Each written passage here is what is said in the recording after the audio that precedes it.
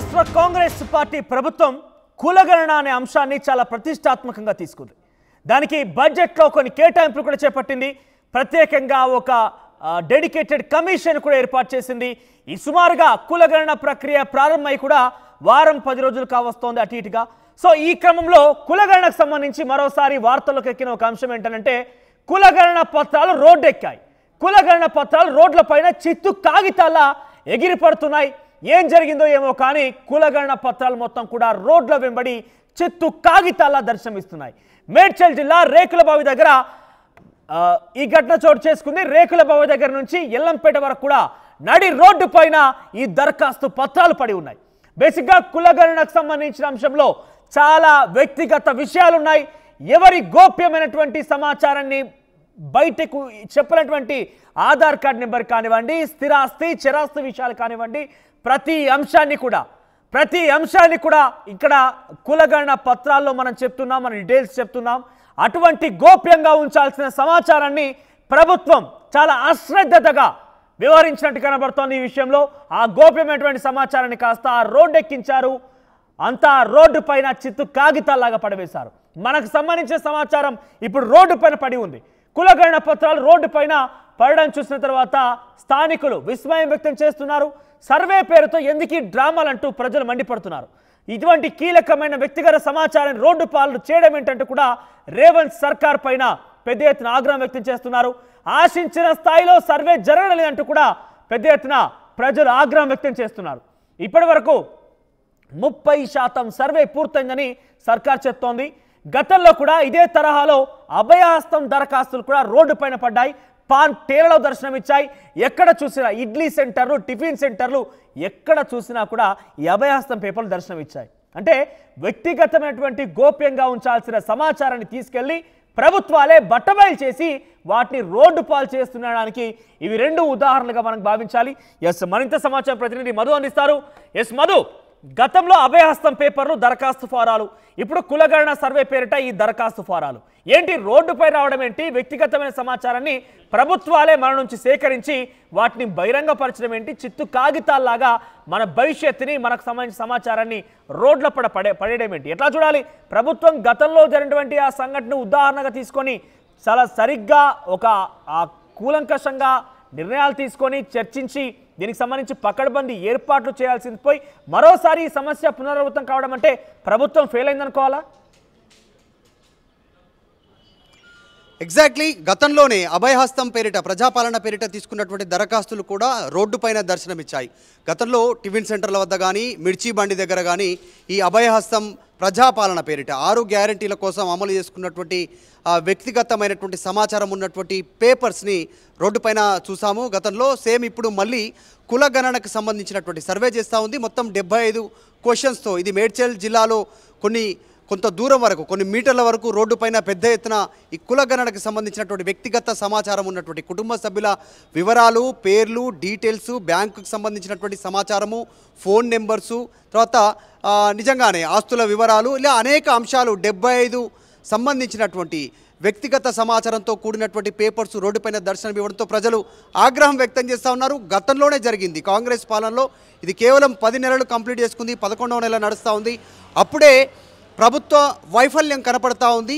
కులగణన పేరుకే నామకే వాస్తే చేసి తప్పుడు రిపోర్ట్ ఇవ్వనున్నారా, కేవలం మా దగ్గర వివరాలు తీసుకొని ప్రభుత్వం తప్పుడు వివరాలను బయటపెట్టనుందా రేపనేటువంటిది చర్చ కొనసాగుతూ ఉంది. ఎందుకంటే గతంలో జరిగిన సంఘటన, మళ్ళీ ఇప్పుడు వెంటనే జరిగినటువంటి సంఘటన, ఆల్రెడీ ప్రజాపాలన పేరిట 6 గ్యారెంటీలకు తీసుకున్నటువంటి ఫామ్స్ పైన మళ్ళీ రెండవసారి దరఖాస్తులు స్వీకరించడానికి ప్రభుత్వం సిద్ధమైనటువంటి పరిస్థితి. ఇప్పుడు ఇందిరమ్మ ఇండ్ల కోసం ప్రత్యేకంగా యాప్ అంటున్నారు. గతంలో మాన్యువల్ పేపర్లో తీసుకున్నటువంటి గతంలో ఉంది. తర్వాత రేషన్ కార్డు కోసం గతంలో కూడా తీసుకున్నారు. మళ్ళీ ఇప్పుడు ఆన్లైన్ ద్వారా వాటి వివరాలు సేకరిస్తామంటున్నారు. సో డబల్ పనులు చేస్తూ ఉన్నటువంటి సిచ్యువేషన్ ఉంది. దాంతోపాటు ఇప్పుడు కులగణన అత్యంత ప్రతిష్టాత్మకం అని చెప్తా ఉంది కాంగ్రెస్ ప్రభుత్వం. రాహుల్ గాంధీ ఎన్నికల సమయంలో ఇచ్చినటువంటి హామీ అని చెప్తా ఉంది.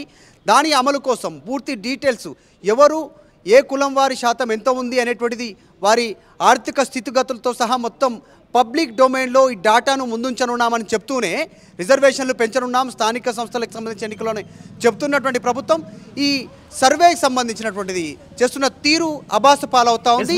ఈ మధ్య కాలంలోనే సర్వే చేస్తున్నటువంటి వాళ్ళు ఇంత పెద్ద స్థాయిలో కుప్పలు కుప్పలుగా కట్టలు కట్టలుగా రోడ్లపై పడి ఉన్నాయంటే గతంలో కూడా ఇన్ఫాక్ట్ ఆర్టీవీతో కొంతమంది అధికారులు మాట్లాడిన సందర్భంలో కానివ్వండి, కొంతమంది ప్రభుత్వం తరఫున మాట్లాడిన సందర్భంలో కూడా 1-2 సంఘటనలు జరుగుతూ ఉంటాయి, 1-2 పేపర్లు మిస్ అవ్వచ్చేమో అనే రకంగా క్వశ్చన్ మార్క్ గానే మాట్లాడారు. ఇక్కడ 1-2 ఏం కాదు, కట్టలు కట్టలుగా కుప్పలు కుప్పలుగా రోడ్డు పైన కొన్ని మీటర్ల దూరం వరకు కూడా పడి ఉన్నాయంటే ఇది ఎవరి నిర్లక్ష్యం? ఇంత అశ్రద్ధగా వ్యవహరిస్తున్నారు అధికారులు కానీ ప్రభుత్వం కానీ?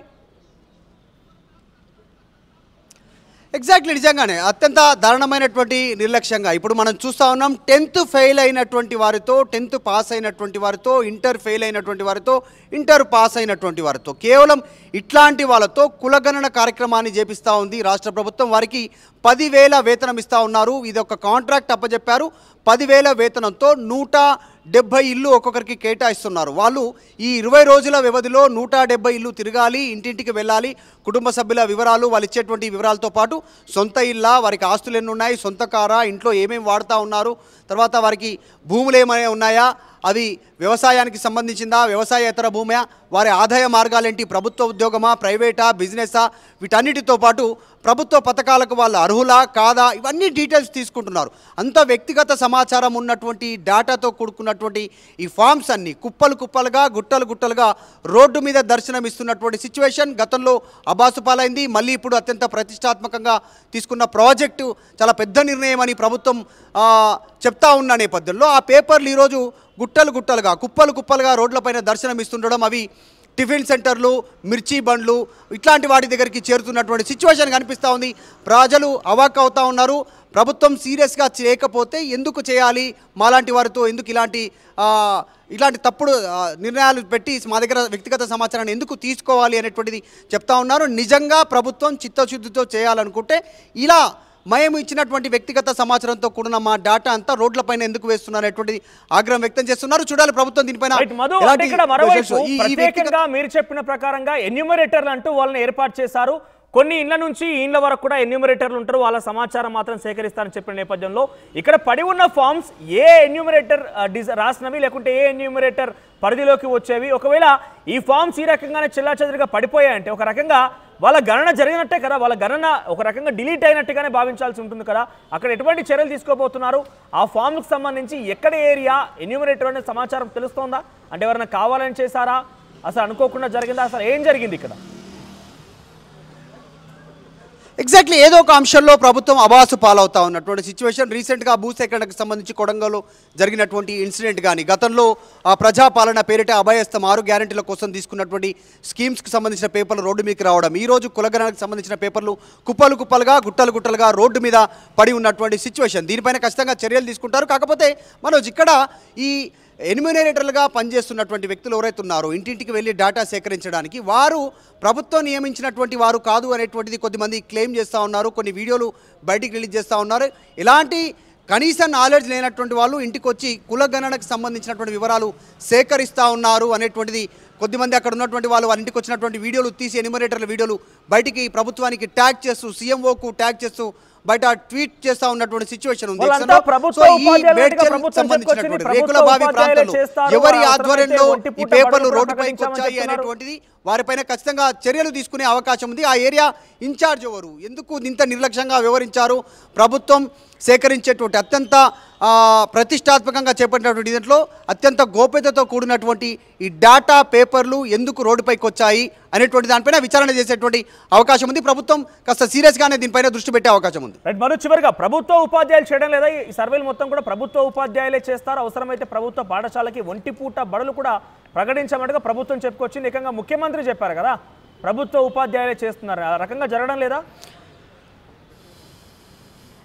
అంటే మనకున్న ఆర్టీవీకి ఉన్న సమాచారం ప్రకారం కొద్దిమంది ప్రభుత్వ ఉద్యోగులు చేస్తున్నప్పటికీ కూడా మొత్తం 70,000 మందికి పైగా ఎన్యూమరేటర్లు దీంట్లో పనిచేస్తూ ఉన్నారు. కొద్దిమంది డైరెక్ట్గా ప్రభుత్వ ఉద్యోగులు ఉంటే ప్రభుత్వ ఉద్యోగులు చేయకుండా వారి ప్లేస్లో వారికి సంబంధించినటువంటి వ్యక్తులకు, తెలిసిన వ్యక్తులకి ఈ డేటా పేపర్లు ఇచ్చి ఇంటి నెంబర్లు, ఒక ఏరియా, ఒక కాలనీ అప్పచెప్పి కంప్లీట్ చేయమని చెప్తా ఉన్నారు. అంటే ఇంటికి డేటా కోసం వెళ్ళి డేటా సేకరించి ఆ పేపర్లు ఫిలప్ చేసి ఆ డాక్యుమెంట్స్ అన్ని ఫిలప్ చేయడానికి చేస్తున్నటువంటి ప్రభుత్వం నియమించిన వ్యక్తులు కాకుండా ప్రైవేట్ వ్యక్తులకు అప్పచెప్తా ఉన్నారు. ఎందుకంటే ఉదయం నుంచి సాయంత్రం వరకు ఇళ్లకు తిరగాల్సి ఉంటుంది. ఒక్కొక్క ఇంటి దగ్గర దాదాపు త్వరగా డీటెయిల్స్ చెప్పేటువంటి వాళ్ళ దగ్గర 20 నుంచి 30 నిమిషాల సమయం తీసుకుంటే ఇంట్లో కాస్త బయటికి వెళ్ళేటువంటి వాళ్ళు పనులు చేసుకోవడానికి ఉద్యోగం కోసం వెళ్ళేటి వాళ్ళు ఉంటే ఇంట్లో మహిళలు వృద్ధులు ఉంటే వారి దగ్గర నుంచి సమాచారం తీసుకోవడానికి వాళ్ళు ఫోన్లు చేయడము ఇంట్లో వాళ్ళతో కాంటాక్ట్ కావడం ఇదంతా సమయం తీసుకోవడానికి 2 నుంచి 3 గంటలు కూడా పట్టేటువంటి పరిస్థితి కనిపిస్తూ ఉంది. ఒక్కొక్క పెద్ద పెద్ద ఇళ్లలో ఆల్రెడీ రెంటర్స్ ఉన్నారు, ఉమ్మడి కుటుంబాలు ఉన్నాయి. అంత సమయం కేటాయించాల్సినటువంటి పరిస్థితి ఉండడంతో వీళ్ళు అసలైనటువంటి ఎమ్యూనరేటర్లు వారికి సంబంధించినటువంటి వ్యక్తులకు వాళ్ళు ఈ పనులు అప్పచెప్తా ఉన్నట్టుగా దృష్టికి వచ్చింది. మన దగ్గర ఉన్న సమాచారం ప్రకారం మొత్తం 10,000 రూపాయలు ఇస్తామనేటువంటిది ఒప్పందం కుదుర్చుకున్నారు. 170 ఇళ్ళు కంప్లీట్ చేయాలనేటువంటిది వారికి ఒప్పందం కుదుర్చుకున్నారు. 170 ఇళ్ళు 20 రోజుల్లో కంప్లీట్ చేయాలి. వారమైనా పట్టొచ్చు, 15 పట్టొచ్చు, లేదంటే 20 రోజుల్లో కంప్లీట్ చేయొచ్చు. కానీ కంప్లీట్ చేసి ఆ పేపర్లు వీరికి అప్పచెప్పాల్సినటువంటి సిచ్యువేషన్ ఉంది. అంతవరకు ఓకే ఉన్నా కానీ రోడ్డు మీద ఎందుకు దర్శనం ఇస్తున్నాయి పేపర్లు అనే దాన్ని ప్రజలు క్వశ్చన్ చేస్తూ ఉన్నారు. రైట్ మరు, thank you for the update. So మొత్తం మీద కులగణన సర్వే రోడ్డెక్కింది. మనం ఇచ్చేటువంటి ఆ సమాచారం గోప్యంగా ఉంచాల్సిన సమాచారాన్ని ప్రభుత్వం ఏకంగా మన నుంచి సేకరించి కుప్పలు కుప్పలుగా కట్టలుగా రోడ్లపైన పడివేస్తోంది. గోప్యంగా ఉంచాల్సిన సమాచారాన్ని బహిరంగపరుస్తోంది ప్రభుత్వం. ఎస్, ఇవి నేను చెప్తున్న మాటలు కాదు, ప్రజలు చర్చించుకున్నటువంటి మాటలన్నీ కూడా. కులగణన ప్రతిష్టాత్మకంగా తీసుకున్న ప్రభుత్వం ఇందుకు తగ్గట్టుగా కార్యాచరణ రూపొందించకపోవడం, ముఖ్యంగా ఉపాధ్యాయులే కులగణన చేపడతానని చెప్పినప్పటికీ వాళ్ళు ఏకంగా కొన్ని సబ్ కాంట్రాక్ట్ల తరహాలో ఆ యొక్క విషయాన్ని ప్రైవేట్ పర్సన్స్తో చేపించినటువంటి కొన్ని సంఘటనలు కూడా వెలుగు చూస్తున్న నేపథ్యంలో వాటిపైన చర్యలు తీసుకోకపోవడం ప్రభుత్వం చిత్తశుద్ధికి ఒక నిదర్శనంగా మారుతున్నాయి. ప్రభుత్వం ఎంత కేర్లెస్గా ఉంది, ఎంత అశ్రద్ధగా ఉండడానికి ఒక నిదర్శనం కనబడుతుంది అంటున్నారు అటు ప్రతిపక్షాలు, ప్రజలంతా కూడా.